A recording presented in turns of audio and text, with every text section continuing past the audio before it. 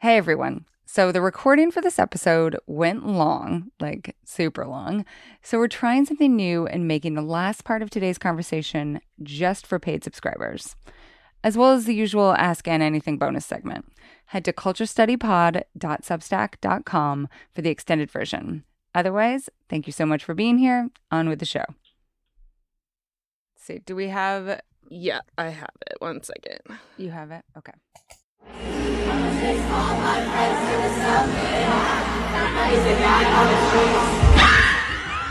So we can hear the audio here, but what do you see on your screen right now in front of you? So I see a guy who is straight up cheesing and just overcome with glee and no embarrassment at the fact that his girlfriend is screaming to over 90,000 people that she is his girlfriend and he's coming home with her. How would you describe his outfit? I mean, it's got flair. Bright colors, some pattern. This is someone who is not afraid to be seen and stand out. An extrovert. Who is he standing next to? Her dad.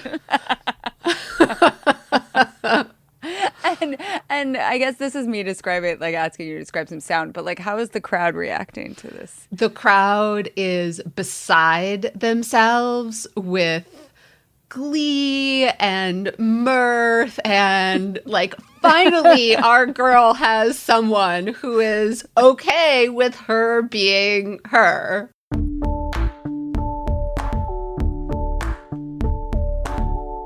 I'm Anne Helen Peterson, and this is the Culture Study Podcast.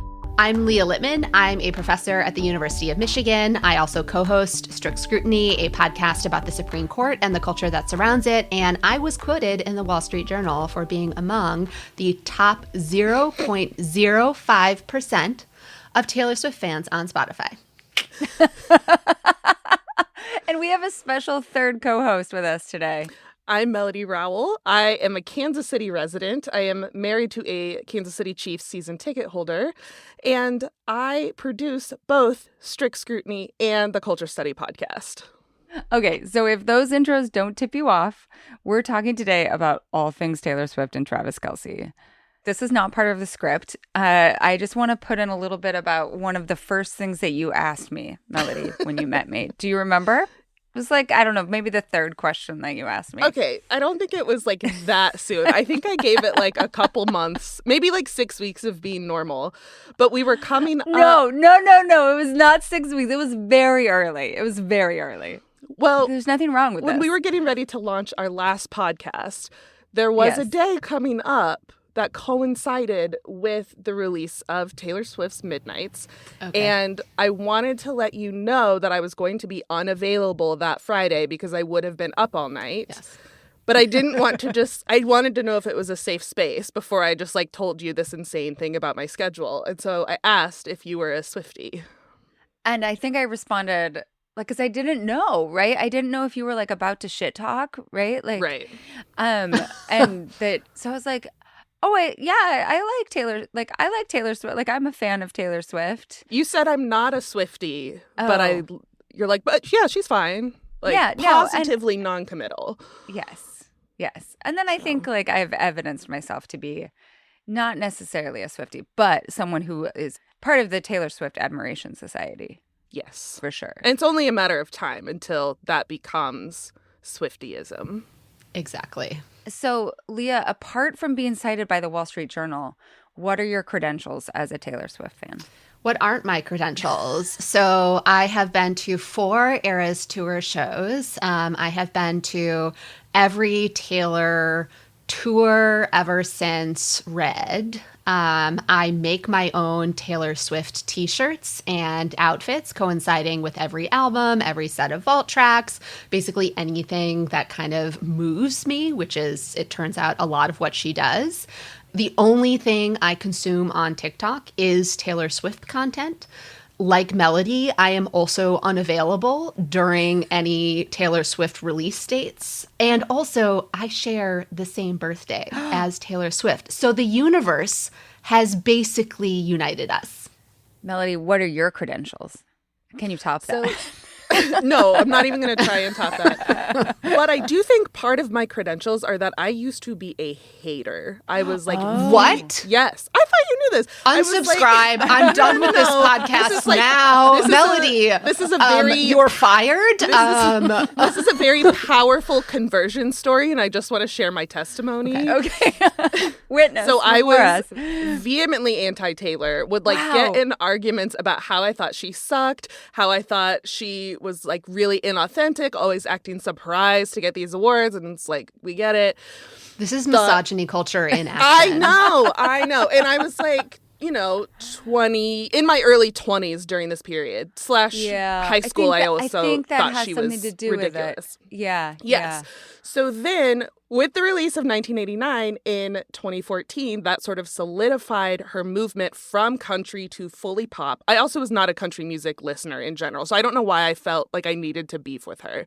But when 1989 came out, I was out of town and I had a rental car and I was driving all over and kept hearing this really catchy song on the radio, and I would Shazam it and they'd be like, God damn it, it's Taylor Swift. What and the song was it? Shake It Off. No. Just my least favorite Taylor Swift song. I know. But I was like, this is so catchy. God, oh shit, it's Taylor Swift. And then, remember how Starbucks used to give out the little cards that were a free iTunes download? Yeah. I got one of those for the song This Love, also from 1989. I was like, okay, well, now I like 2 Taylor Swift songs. And then one of my friends told me I had to listen to Out of the Woods. And after I listened to that, I was just like, okay, I'm downloading this album. No one can know. This is so against my personal brand that I like this album. But once I started opening up to other friends being like, I like this album, they're like, okay, you're ready to listen to her older stuff now.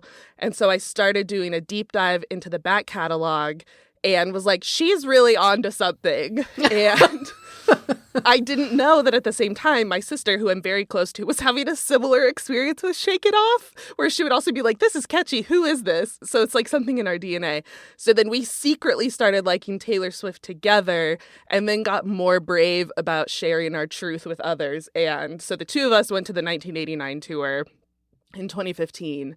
And then it sort of descended from there. I went to the Reputation tour in 2018 3 times, and that was about the time Leah and I started being friends. And I'm pretty sure Taylor was a big reason that we started our own independent friendship outside of the people that introduced us.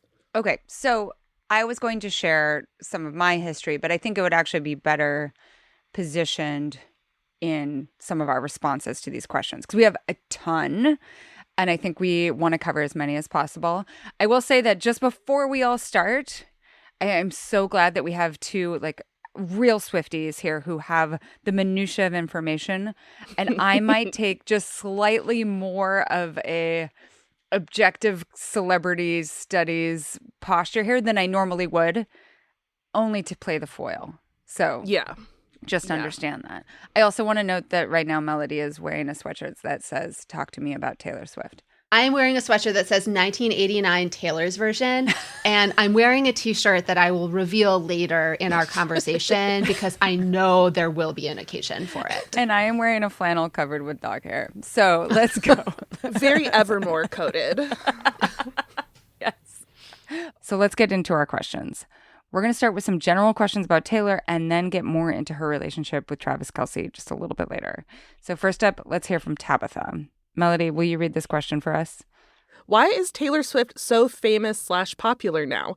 In middle school, I used to get bullied for liking her music, and now my former bullies are posting on Instagram about her Eras Tour concert or the latest album.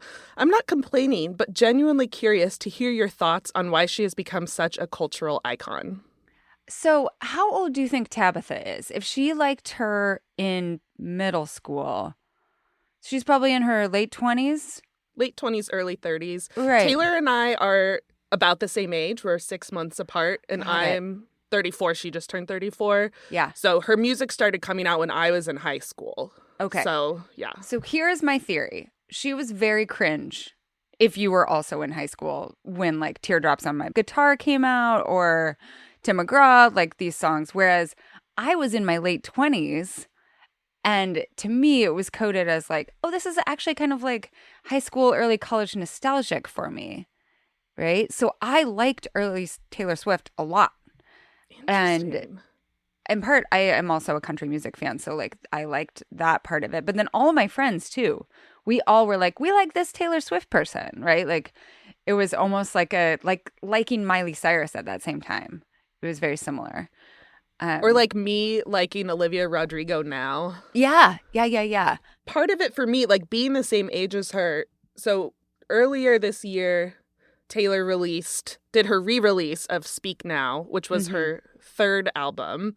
And I believe the original came out in 2011. So that would have been the year I graduated college. And like, I love it now. But when I was listening to the re-record, I'm like, yeah, I just would not have been listening to this as a 21, 22-year-old. Like it codes young. And she was still wearing like princess gowns and like very coiffed ponytails. And it's like her audience was for girls younger than her. And older. Well, I was going to say like, and older, because like I was also into Taylor Swift since debut. And, you know, not to come back to something I was razzing Melody about earlier, but I do think that like some of the anti-Taylor Swift stuff that prevented her from taking off, you know, in the same way that she is now is a result of like internalized misogyny and just misogyny toward women, because there's something that people act as like cool or edgy about disliking women or disliking stuff that women like, you know, if like women and girls like it, it's got to be like bad and like I'm edgy and cool because I don't like it. And, you know, like Taylor Swift is extremely talented. She is a type A woman who like wanted to be a star when she was young and moved to Nashville to do that. And I think she sets off all of the misogyny and internalized misogyny alarm bells, you know, even though it was clear she was immensely talented. Like she wrote, you know, The Story of Us in like minutes. She's wrote like You're Losing Me, one of the most like devastating and like saddest songs ever, in like 20 minutes while sitting and eating raisins in her kitchen. And, you know, it took the fact that like she put together an album of the year, Grammy Award winning album during the pandemic when most people were just like sitting around home in their pajamas eating Doritos. And it's like, oh, wow, Taylor Swift did that during a pandemic, I think, and, you know, looked into a genre that, you know, more dudes liked for the world to kind of come around to her. And that was, I think, a point at which she started transcending into this new dimension of fame. I'll also say that I think she has become more interesting to previously casual fans like myself as her feminism has evolved. Right? As her politics have evolved. So to me, she was less interesting when she was really feeding into these like heterosexual narrative, like White Horse, right? It's just like very classic, almost Disney heroine. And that was translated in the aesthetics of like the video and like how she was dressing and that sort of thing at the time. And I think too, and like I actually feel a lot of like sympathy for her about this period of time, like in around Shake It Off, like when she was constantly being paparazzi'd stepping out of her apartment in New York. And I was like, she's just upholding these standards in a way that I didn't find interesting.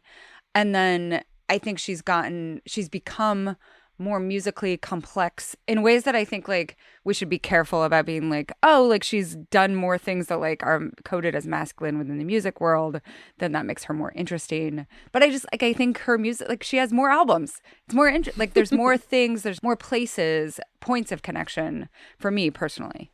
Yeah, you know, definitely. I mean, you know, contrasting White Horse with Lavender Haze, you know, people only see like a one night stand or a wife. I mean, that's a very different perspective that, you know, she brings to the later music. Okay, so our next question, and this is actually a really great piggyback onto our last one. This is from Laura. Like many of us, I'm deeply curious about how Taylor Swift went from normal famous to so famous during the pandemic and what it might say about how we're valuing women today.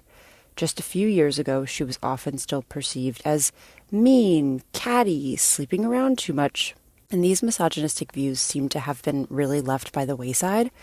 How did this happen in just a few years? Is this because re-recording her old albums has coincided with the girlification of culture? Is it because she now rarely gives interviews and it's easier for us to love women when we can just project onto them? Or has she just perfectly tapped into the Easter egg online discourse machine? I'm personally pretty deep on Gaylor, so I have my own thoughts, even though Travis Kelce seems nice. But I'm curious to hear what you all think. There's so much going on in this question. Usually, Melody, you unpack these for me to read, be like, okay, guys, let's start with this one. So where would you start with this question?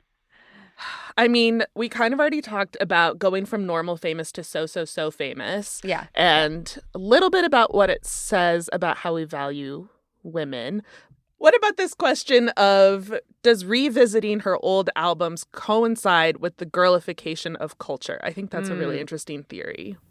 You know, I am hesitant to pronounce that we have reached this point where culture is girlified, as if this is like a stable status quo in which like things girls and women do and girls and women like will be valued and not like devalued just for that reason. Right. But I do think that there is something to the observation that, you know, these re-records and this tour coincided with the summer of Barbie, right? And the fall of Roe versus Wade and Beyonce's Renaissance tour, and like a lot happening that centered, sometimes like forcibly and negatively, the experiences and lives of women. But that has always been, I think, the appeal of Taylor, but also what led people to criticize her is her music has always been about the experience and the inner lives of girls and women. And, you know, that's not just romantic, you know, it's interpersonal and friendship, it's business, it's, you know, all of the range.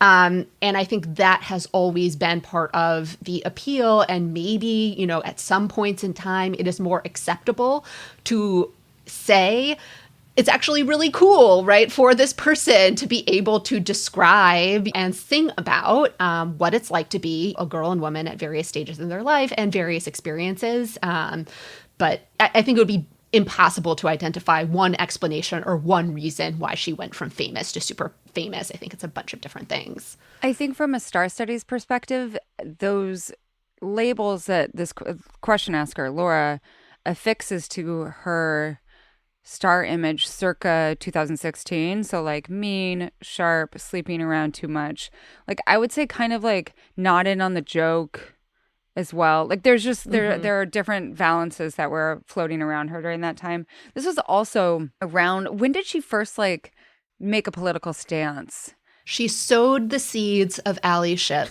in Welcome to New York in 1989. And then, but she didn't like speak, like she didn't endorse anyone, right? Because there was a lot of questions. Yes. I remember a lot of questions about like, is Taylor Swift a Republican? Like, can you imagine that now? Like, that seems very odd to me. No. There are all of those things that were like in the larger constellation of like what Taylor Swift means. And then the pandemic, I think, softened her, right? Like added these softened balances to her. And that's in everything from the way that she looks on the cover of those albums, like peak French braid, like, I don't know, just like a very misty much, woods. Yes. Yeah. And then also even the sounds of those albums, the sentiment of them in so many different ways added something. And then I think this whole current romantic subplot is making her, you know, the question asker says, like, it's so easy to like someone when you can project onto them to some extent, right? And this is a particular type of narrative with Travis Kelce that is like, it's just exquisite to try to map yourself onto it, right? Yeah. So those are my scattered thoughts. Go, Melody. Yeah, I've got another thought too, and that's with Folklore and Evermore coming out in 2020, that was also when TikTok really took off in the United States. Right. And there is a very deep and wide Swiftie subculture on TikTok. Like there are SwiftTok influencers.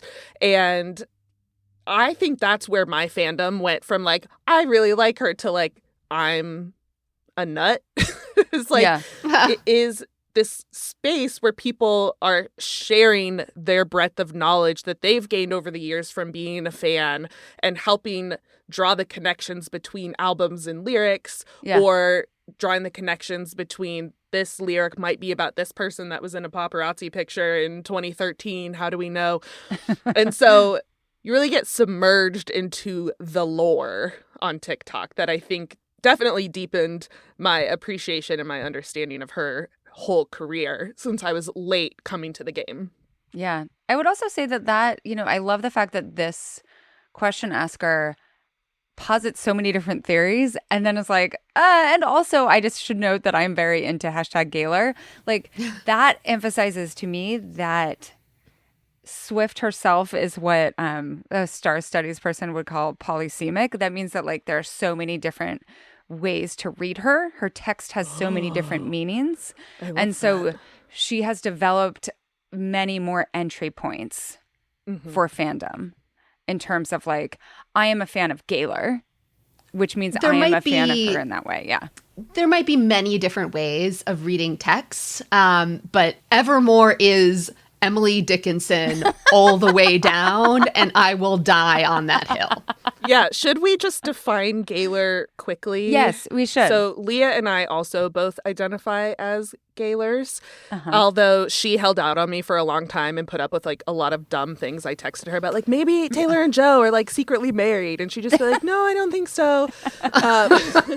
But Gaylor is the idea that Taylor Swift is queer, and throughout her lyrics, there are a lot of phrases and words that have historically queer meanings. And I think that we are obligated to view those phrases and lyrics through a queer lens because it is hearkening back to when they were used to like flag being queer. Right. So I appreciate viewing her lyrics through a queer lens, and I think it adds a depth that is not necessarily present in just a straight reading of her lyrics. But anyways, that's what Gaylor is people who think Taylor is queer to varying levels of conspiracy that go along with that. Right. Like some people think that basically all of these heterosexual relationships are like, what's the word I'm looking for? Beards. Beards, right. Yeah.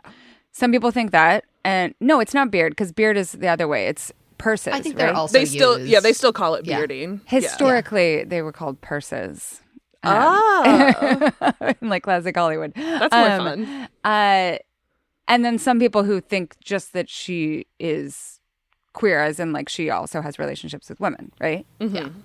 Right. There's like different ways that you can interpret this. Yeah, varying levels of conspiracy. Okay, so this is a great segue into our next question, which is from Evan. What's the deal with celebrity romance and sexuality conspiracy theories? Like, why are they so compelling? And when did they go from harmless, speculating fun to we are worried for you QAnon territory? I'm thinking of this particularly because even while it seems like the whole world is talking about Taylor Swift and Travis Kelce, my group chat is debating Gaylor and which 1989 vault songs might be about Karlie Kloss. All right. What do you think? I have some theories. So first of all, none ahead. of the 1989 vault tracks are about Karlie Kloss. They may be about Diana Agron. Yeah, but that is not the point of this question. Several of them are about Harry Styles. Yes. Like, they just are. Yes. So I think as far as, like, what's the deal with celebrity romance and sexuality conspiracy theories, I think it is because we are aware of the PR apparatus and it is made visible in a way that it didn't used to be visible, probably because of social media. And so we are sort of reading through the veneer of how celebrities are choosing to present themselves and trying to find what the actual truth might be. And I do think Taylor is especially suited to this kind of discussion because she is known for planting Easter eggs. And so the question with anything Taylor Swift related is this an Easter egg? Is this a coincidence? Is this nothing at all? Right. And historically, she used Easter eggs to, like, hint at forthcoming albums. But now people are like, she was wearing a pinky ring in that picture. Easter egg for being a lesbian. Do people think that she queer baits? I think some people, have voiced that, but I think it's complicated because on some level, like once this subculture of the fandom develops, diminishing it or, dismissing it is itself, could be problematic. Right. Because I think often the Gaylors, right, are unfairly criticized and attacked on social media, by people who call themselves hetlors. And, because like Taylor is like very open now about being, an ally to the LGBT community. I don't think like she wants to do anything that could be seen as anti-LGBT.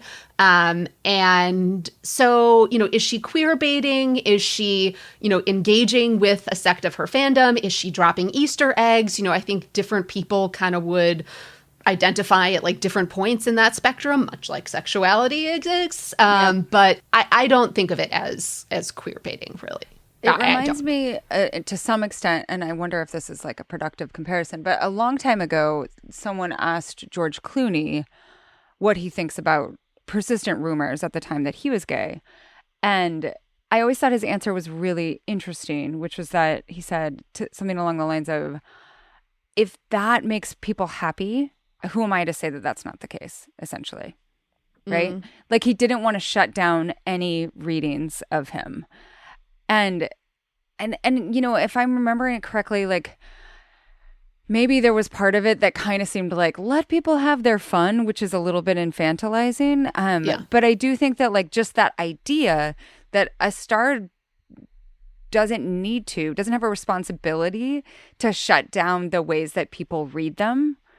Like that's really interesting, right? So I understand that she's leaving her image open for interpretation. Yeah. And also like getting back to something Melody said about like Taylor being a kind of perfect candidate for this, given that she is into Easter eggs, Taylor is also someone who cultivates, a very personal relationship with her fans, right? Performing surprise songs at the Eras Tour, right, gives people a sense that she is performing this special song for you, right? She holds secret sessions, in which she invites certain fans to like listen to albums. And so that aspect of her relationship with her fans, I think also opens up to, again, like imagining parts of her or imagining like other aspects of her that, again, you might like do with other people. Taylor also has a very good publicist who is part of the like extended universe, and she is very savvy at shutting down rumors about herself that she doesn't appreciate. And when they do the PR, it's like very clear that they're doing it. Right. And I do think if Taylor came out and was like, no, I'm actually very straight, I do think there would be backlash and accusations of queer baiting, because she would have been appropriating a lot of queer culture. And so the music video for You Need to Calm Down, that is full of like the Queer Eye guys and famous drag queens and like so many famous gay celebrities, was she just using them as props? Or is she saying like, I'm actually one of them? And I also don't think, I just want to be clear, I don't think that she owes anybody a coming out statement. No. I personally think she is as out as she wants to be. In that she, like wears a wig that's the color of the bi pride flag. She wears a bracelet that says proud. She rides a rainbow unicorn kitty wearing a rainbow t-shirt. In the Miss Americana documentary, she says, gay pride, country western boots, cats, all of the things that make me me. So, yeah. Like the first song on Midnights is Lavender Haze, and like all of the videos, right, are like Taylor bleeding purple. And, and just like on the Evermore bit in particular, I mean, again, this is someone who is extremely detail oriented. She announced Evermore on December 10th. Emily Dickinson's birthday. Emily Dickinson, right, her writings reveal she had an extremely close relationship with her sister-in-law, Susan Gilbert. And, one of Emily's poems that is clearly about Susan Gilbert is One Sister Have I in Our House. And the end of that poem is, Sue, forevermore. Like there are so many overlaps between, queer culture and her albums, whether it is lines like you can hear a hairpin drop or, whatever that, I'm with Melody on this one. Thank you. The last thing I'll say is that in studies of gossip culture, it's really interesting that what people have found, what scholars have found, is that there is a certain percentage of the population, like around 20%, that just uncritically consume any information that is coming from celebrities. Like they read the magazines, they watch TikTok, whatever. They're like, the publicity that it enters into my brain, that's true. Everything I read is true. And then there's like a middle swath that maybe like looks at some stuff and thinks about, oh, well, they're stars. Like this is part of the publicity apparatus to some extent. And then there's on the other side, there is a swath of people who are puzzlers, right? Who think of gossip as a puzzle. And part of the pleasure of consuming it is trying to decipher that puzzle.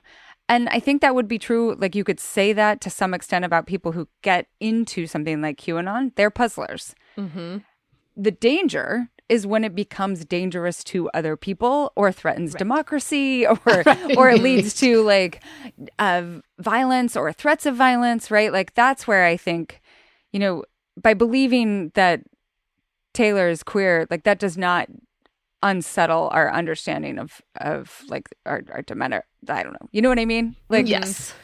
That's such a helpful framework for thinking about this, because part of Evan's question is, when does it go from harmless to QAnon territory? Yeah. And I like to think of myself as in that middle tier that you described of like, I'm just taking the information as it comes while also like seeing through the veneer. But there are definitely people who are very online who are like, she and Blake Lively are actually married and those are her children, not Ryan Reynolds. And like, because she was in this picture with Zoe Kravitz, they are together. And it's the same kind of like the stuff that she went through in like her early 20s with like any man was in the same room as her. People are like, they're together. There is a subset of gaylers who take that same approach with all of the women that she's ever been around. Yeah. And I would just underline that there is a lot of precedence for this sort of gossip thinking. It is facilitated and expanded by the internet. But like anyone who was around in 2004, 2005, 2006 and understood like the power that Perez Hilton had over the Tom Cruise narrative, like this is not in any way new. All right, next question. I know that you are both so excited to answer this. This one comes from Jen, who's a paid subscriber, meaning she got to submit this question through a special Google form, which put her at the front of the line. Being a paid subscriber is like having the fast pass at Disneyland or something like that. Okay, let's hear it. What was with the Matty Healy situation, and why have we collectively forgotten this misstep? I know your topic is Taylor and Travis, but I have to think that part of the genesis of this relationship was a PR need to bury Matty, no? Which it seems to have done extremely well. All right. First of all, she should have burned Matty Healy during the Willow Witch segment after they broke up. It's my one note on the Eras tour, in addition to a few recommended song additions. But, I mean, look, everyone is entitled to weird rebounds and missteps after the demise of a long-term relationship. So I don't know that we're so much like forgetting it as just like allowing her to do what like every other, like 30-something woman does when, their relationship status changes. Again, I have no love lost for Matty Healy. I think he's disgusting, and did not like it when, she was ostensibly pictured with him. But, again, girl's going to do what girl's going to do.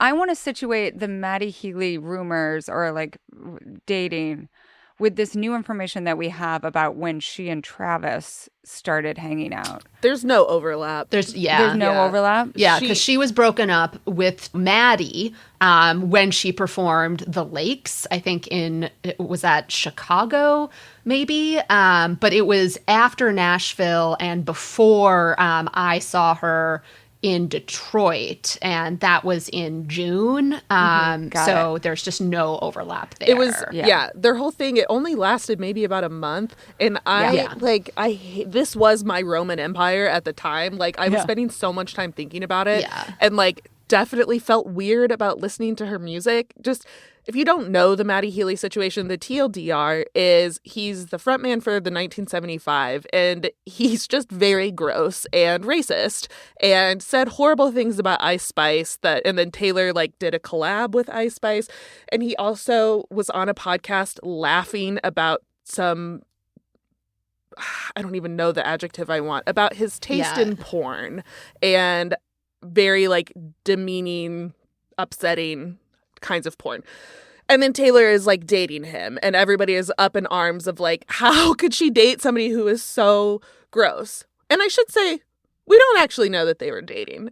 The conclusion that I came to was I thought that they were collaborating for a vault track on 1989 because for the Speak Now re-release, she collaborated with artists that she liked at that time in her life. She was a big fan of the 1975, around the 1989 era. I thought they're collaborating and also hooking up, and it's just like not that deep. Yeah. And I stand by that. But to answer or to sort of get at Jen's question, I agree with Leah that I don't think we have forgotten the misstep. And I think we're just like, I don't really know what that was about. But I don't necessarily think, I think if Travis was meant to cover the sins of Matty Healy, it would have been a much faster turnaround. Oh, yeah, for sure. Well, and the other thing I would say, why am I blanking on the name of Taylor's publicist? I wanted to say like Tree Payne. Tree Payne. I thought that was like, is it Tree Payne? I was like, no, that's a joke. No, Tree Payne, I think would have more effectively vetted that relationship if she thought it was going to be something that was in any way bigger, right? Like they would have countered it in a more effective way.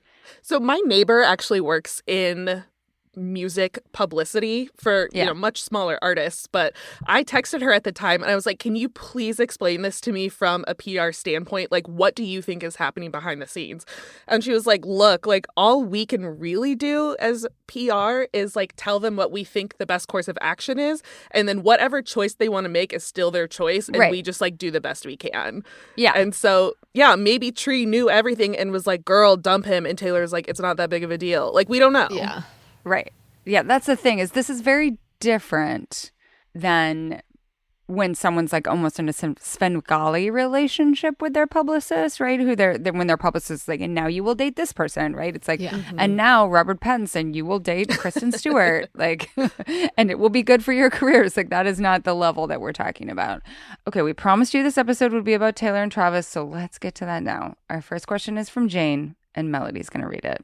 Did Travis Kelce hook up with Taylor just to plug his line of frozen meals at Walmart?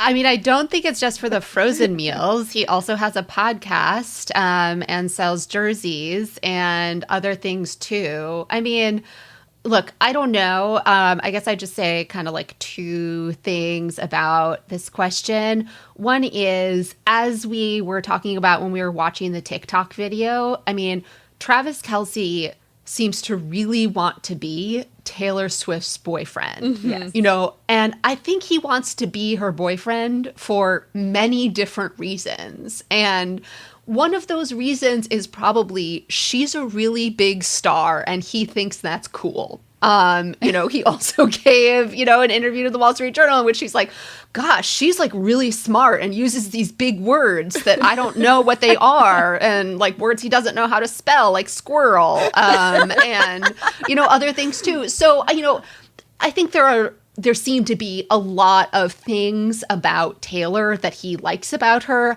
I like the fact that he likes some of these things about her, like the fact that she's smart, the fact that she's very successful, the fact that she is very into her job. And I think he likes being able to be in a public relationship with her because he also likes being famous and in the public eye. And so, as always, I think there are many different reasons why people are attracted to someone else, why they want to be with someone else. But I don't think it's just because he wants to sell frozen meals. I am, however, really looking forward to whatever songs she writes about Travis Kelce. Like, I want the song about the lyric change now, and I want it like ASAP, because, I mean, no offense to your husband, Melody, Travis Kelce is like not very interesting to me. But like, this is one of Taylor's greatest talents, and it partially bothers me when, you know, podcasts or media about Taylor focus on her relationships, because the guys she dates aren't interesting. Like Matty Healy, right? Like, bleh, he's like interesting in a negative way. This might offend people, but Harry Styles is not interesting. Like, he had good hair and then he cut it off. He had an album that was glorified elevator music that somehow beat out Beyonce's Renaissance, you know, for album of the year. I don't care about Harry Styles. Jake Gyllenhaal, what has he done besides Brokeback Mountain, right? I also love that, like, Joe Alwyn is so boring. He doesn't even deserve a mention in this, like, list of men.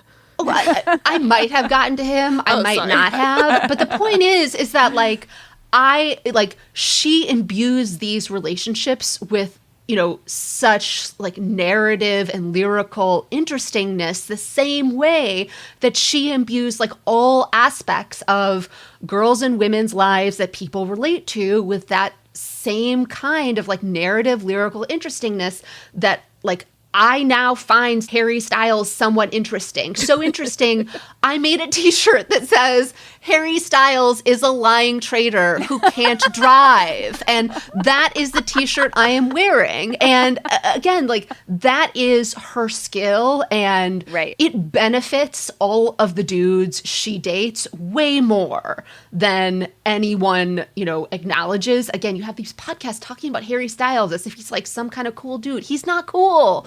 And you're going to get so much hate mail for this. I don't care. I'll stand by it. All I know, you drove us off the road. He can't keep his wild eyes on the road. I agree that Travis Kelce is not that interesting. I think that he becomes interesting vis-a-vis this romance and vis-a-vis his appreciation for Taylor, right? Like, I don't know about his, like, the ins and outs of his feminist politics, but if he is okay with Taylor being Taylor, like, that is awesome. And Taylor has made him interesting through the way that they've unrolled this relationship. Yes. Right? Like, that is all her skill. I also would say, like, no one's like, oh, did Jay-Z start dating Beyonce so that he could sell his next album? Right? Right. Like, people start dating other famous people for two reasons. One, they understand, whether they realize it or not, that fame is helpful for fame. But also, famous people start dating famous people because for the same reason that, like, grad students date other graduate students. Right. Like, no one else can understand how weird your life is, except for these other famous people. And so they, like, have this rarefied air, which is just very difficult for even people who are a step down, like Joe Alwyn, to understand what it's like. So that's my take. Our next question is from Kelsey.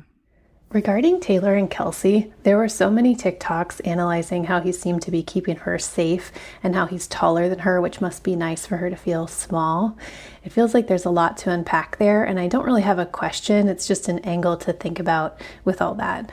I'm also unusually interested in them, and I don't understand why. Thanks. Okay. I used to be, there's like a theme in this episode. I used to be anti-Travis Kelce. So as mentioned at the top of this episode, I live in Kansas City.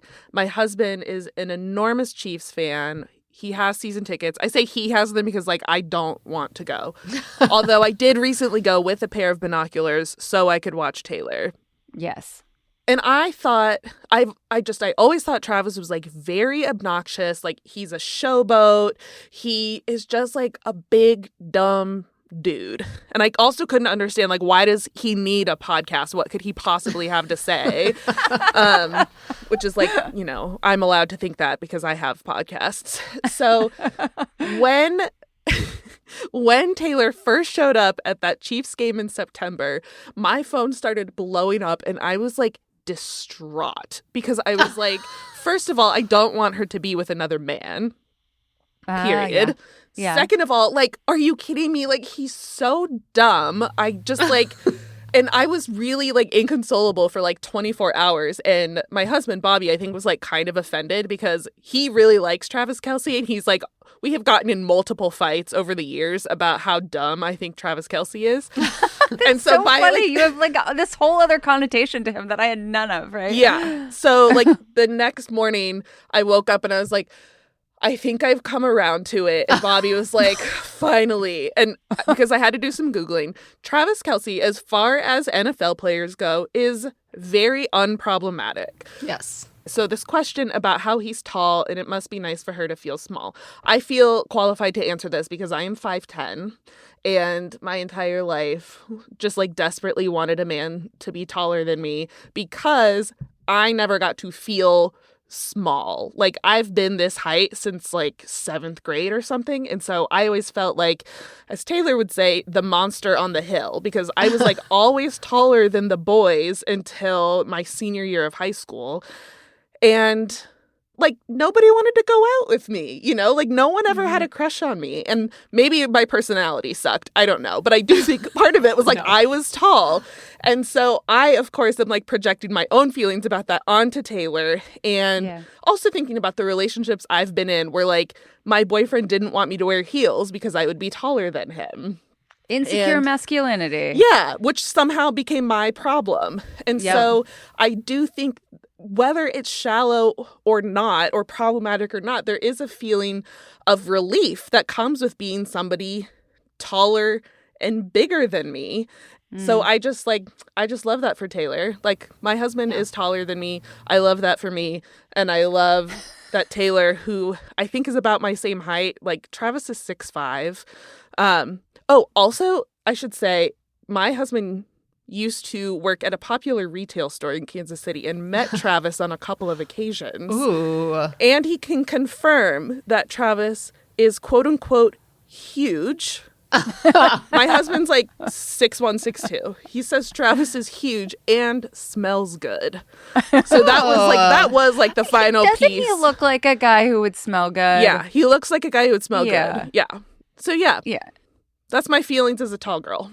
Leah, what do you think? I mean, like Melody, I feel like Travis's big selling points are, one, he's extremely into Taylor Swift for what seem like a bunch of very unproblematic and, in fact, very good reasons, like she's smart and successful. Two, he does not seem to harbor any delusions that he is some super genius with profound thoughts that need to be shared with the world. And then three is, as Melody was saying, just like deeply unproblematic. Like, when people went back and looked at his tweets from when he was in college, I mean, this is a time when a lot of dudes are pretty problematic. Travis is tweeting what? Like, oh, I just like ate a pizza and I'm going to go to class. Nap time.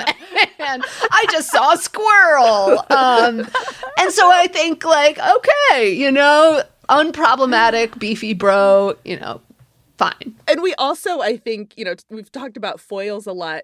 As a fan, it is impossible to look at Travis and not think about all of the like reedy men that came before him, who were also very self-conscious about being in a relationship with Taylor. Like, they wanted to be known for their own thing. Like, Joe Alwyn never wanted to talk about her. And so now you have a man who's like not ashamed to be known as Taylor's boyfriend, like Leah said at the beginning of the episode.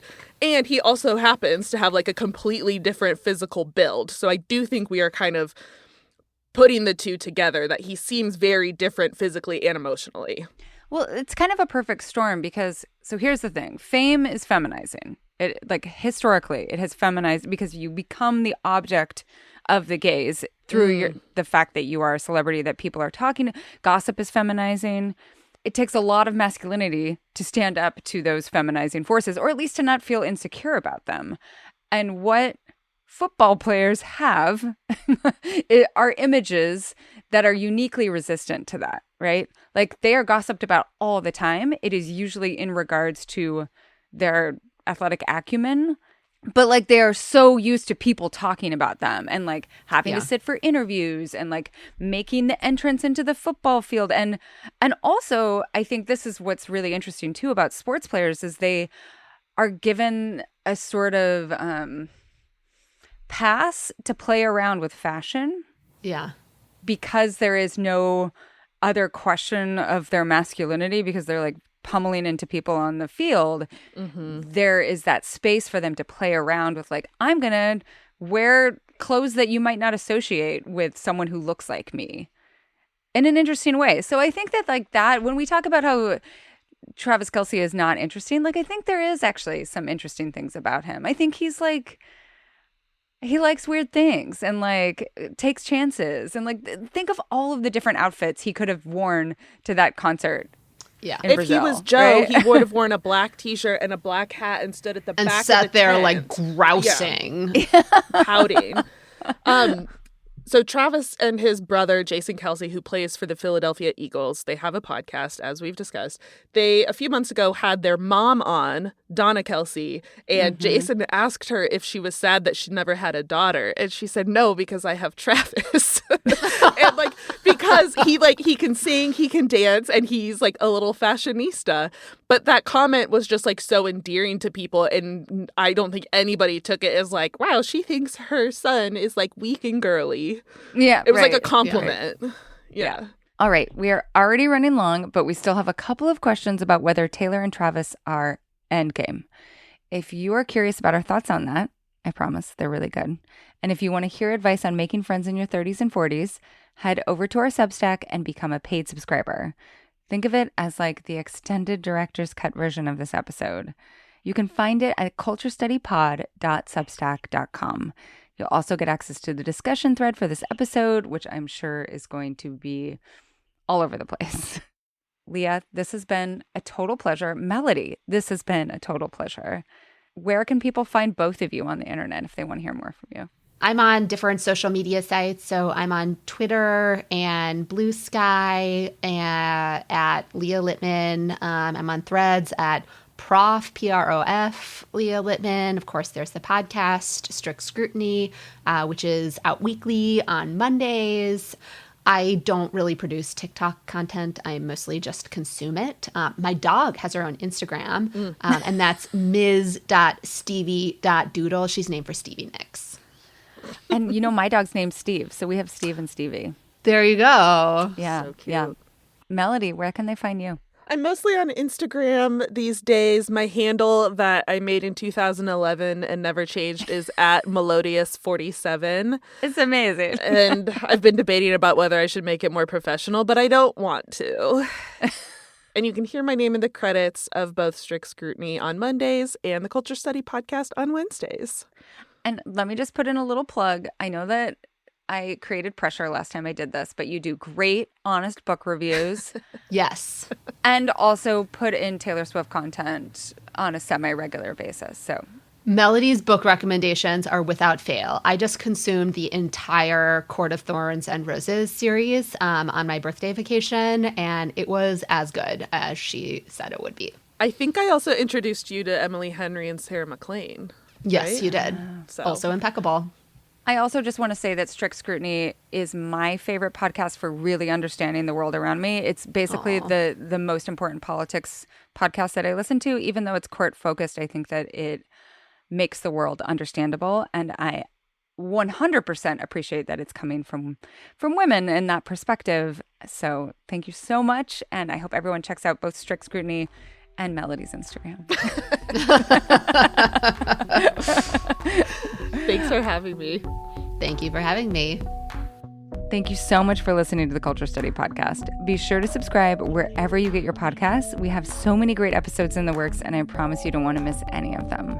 Next week, we're talking about Paw Patrol with a real-life television critic who also happens to be a parent. It is so funny and surprisingly insightful, so stay tuned. If you want to suggest a topic, ask a question about the culture that surrounds you, or submit a question for our subscriber-only advice time segment, check the show notes for a link to our Substack. The Culture Study podcast is produced by me, Anne Helen Peterson, and Melody Rowell. Our music is by Poddington Bear. On Instagram, you can find me at Anne Helen Peterson and the show at Culture Study Pod.